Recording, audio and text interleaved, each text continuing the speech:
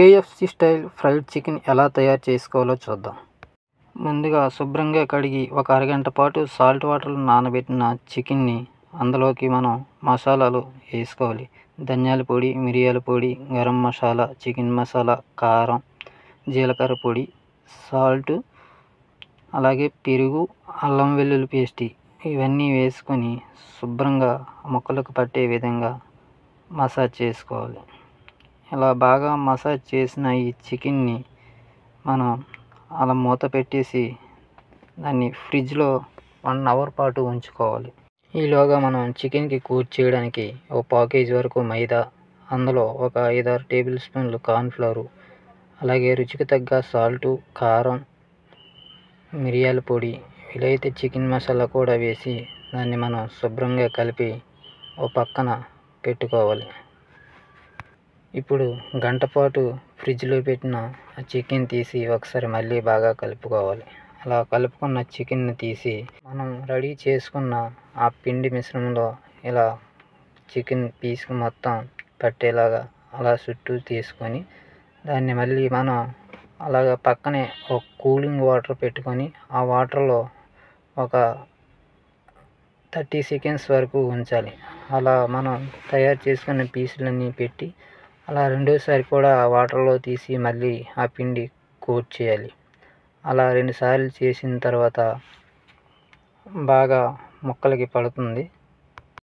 నేనైతే ఫస్ట్ టైమే చేశాను కానీ చాలా మంచి టేస్టీగా వచ్చాయి, మంచి జ్యూసీగా. మీరు కూడా ట్రై చేయండి, మీకు కూడా వస్తాయి. ఇలాగే మనం పిండితో అన్ని పీసులు తీసి అలా పెట్టుకున్న తర్వాత లాస్ట్ కాను కొద్దిగా ఓట్స్ వేసి అదే పిండిలో మళ్ళీ సేమ్ కూలింగ్ వాటర్లో ఉంచిన పీసులను తీసి మరొకసారి కోట్ చేసుకోవాలి. అలా కోట్ చేసి మొత్తం పిండి వదిలేలా దులిపేసుకోవాలి. అలా తీసి రెడీ చేసుకొని మొత్తం అన్నీ ఒక ప్లేట్లో కానీ ఎందులోనే పెట్టుకొని ఈలోగా ఆయిల్ని పొయ్యి మీద పెట్టుకొని బాగా వేడెక్కే వరకు మరిగించుకోవాలి. అలా బాగా మరిగిన ఆయిల్లో మనం ఈ లెగ్ పీసులని ఒక్కొక్కటిగా వేసుకొని వేసిన వెంటనే కదపకుండా కొద్దిసేపు ఆగి కదిపితే దానికి కోట్ చేసిన పిండి ఊడిపోకుండా ఉంటుంది. కొద్దిసేపు వేడెక్కాక అప్పుడు టర్న్ చేసుకుంటే నెమ్మదిగా ఒకటొకటిగా అలా అవుతాయి. ఇది వేగటానికి కనీసం 20 నిమిషాల వరకు టైం పడుతుంది.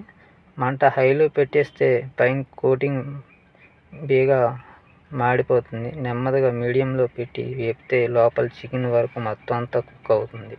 చూసారు కదా, కొద్దిగా కలర్ చేంజ్ అయింది. అలాగే మంచి మనకి గోల్డెన్ కలర్ వచ్చే వరకు శుభ్రంగా ఫ్రై చేసుకోవాలి. అలా చేసుకుంటే మనకి లోపల ముక్క అంతా బాగా కుక్ అవుతుంది. చూడండి, ఫైనల్గా రెడీ అయిపోయింది. ఇంక ఈ స్టేజ్లో మనం తీసి ఈ జాలీలో కానీ అందులోనే పెట్టుకుంటే ఆయిల్ డ్రై అయిపోతుంది. అలా తీసి పెట్టుకొని మనం ఇంకా ప్లేట్లో సర్వ్ చేసుకొని తినేయచ్చు. ఇదిగోండి, ఫైనల్గా మనకి ఈ రకంగా వచ్చింది. పీస్ అయితే బాగా సాఫ్ట్గా ఉంది. నేను ఫస్ట్ టైం చేసినా సరే బాగా పర్ఫెక్ట్గానే వచ్చింది.